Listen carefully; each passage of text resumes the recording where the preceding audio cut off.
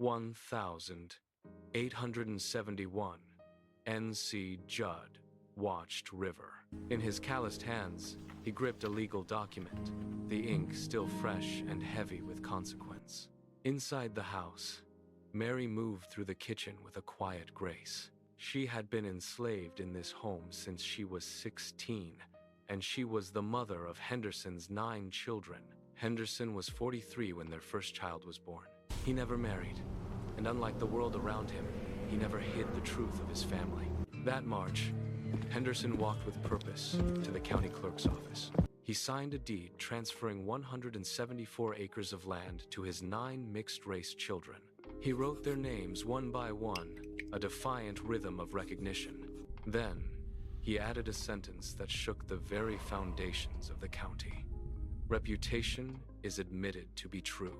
He was officially acknowledging them as his own flesh and blood. From the dark tree line, the neighbors watched.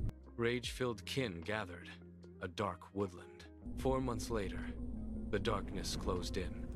It was a moonless night, thick with the scent of pine and impending violence. They came for him with torches and hate.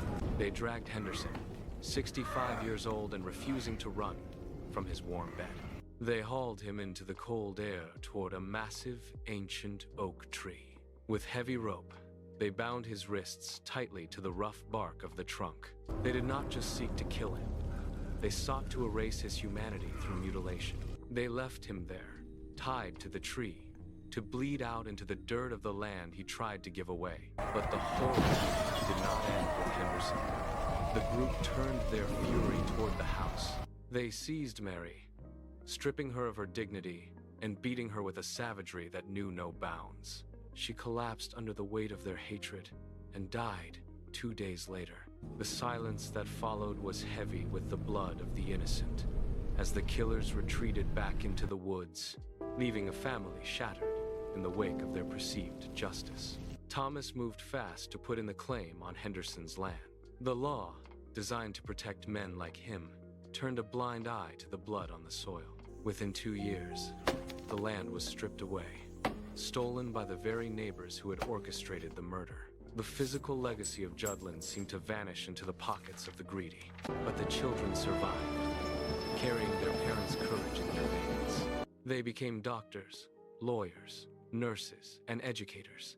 One became a nuclear physicist. Another led a major New York bank. Today, at the end of Buckhorn Road, a sign still reads Juddland. Henderson Judd is absent from the history books, but his name is carved into the congressional record. He did not run, and his legacy could never be erased.